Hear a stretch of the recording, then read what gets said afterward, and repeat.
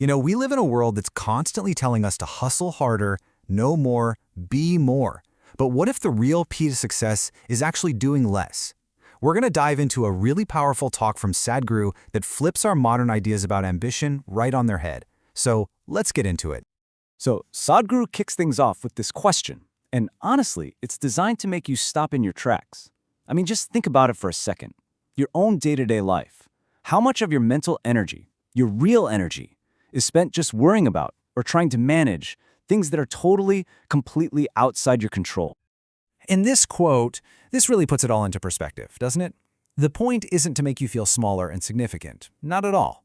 It's about shifting our focus. Instead of trying to run the entire universe from our own little corner, maybe our most important job is just to manage ourselves, to make sure that being you is actually a pleasant, joyful experience.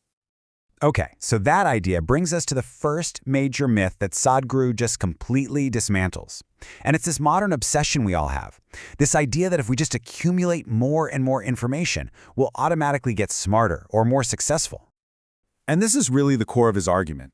He's saying that piling on more and more information can actually become a huge problem. Why?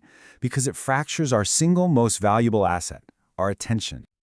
So he makes this absolutely crucial distinction. On one hand, you've got memory. It's functional, right? It just churns out data it has stored. But on the other hand, he introduces this concept called chitta. Now, think of chitta as a much deeper intelligence. It's not just about recalling facts. It's about accessing the source code of life itself.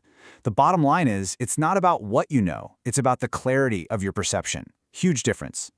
And he uses this really beautiful analogy of the mind being like a cloud. It's not some fixed, solid thing, right? It's kind of nebulous. And we have the power to shape it. We can shape it into something beautiful, something divine, or we can shape it into something thorny and destructive. And that shape, he argues, is exactly what ends up manifesting in our lives. All right, this leads us right into the second big myth he takes on. And this one is everywhere.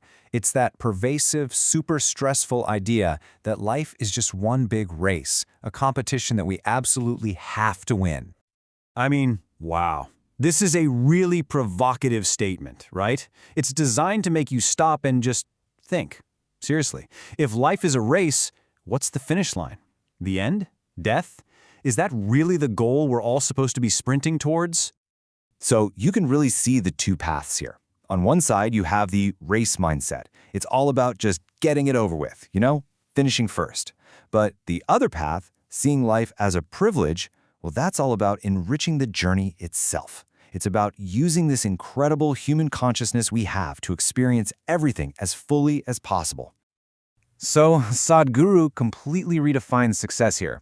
It's not a destination you arrive at, it's a skill you develop. It's really all about adaptability. Look, the times we live in, they're always going to have their own weather, right? Sometimes it's smooth sailing, sometimes it's rough. True success is just learning how to ride those waves gracefully. And this quote, wow, it takes that idea even further.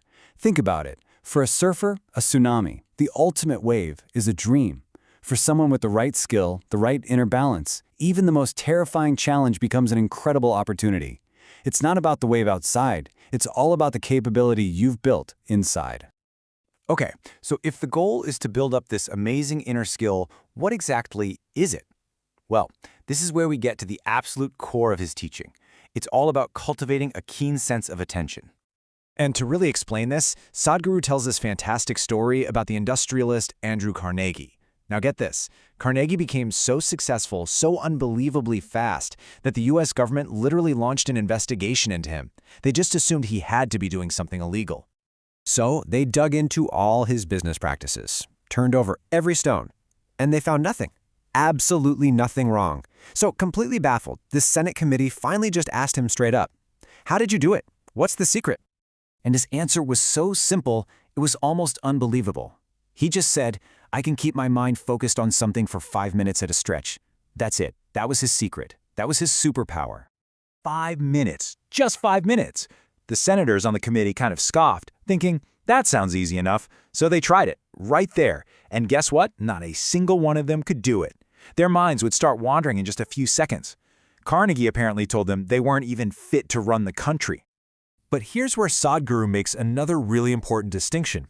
Carnegie used the word focus, but what he was really talking about was attention. So let's break this down. Focus, that's narrow, it's selective, and it takes effort, kind of like a spotlight. But attention, that's broad, it's indiscriminate and effortless. It's more like a light that just fills an entire room. It's the foundational state. So, how do you actually develop this kind of keen attention? Well, it's about dropping the constant need to judge everything. You stop labeling every single thing as good or bad. I like this, I don't like that. You just become present to what is. Just like light in a room, true attention doesn't pick and choose what to illuminate. It just reveals everything, exactly as it is.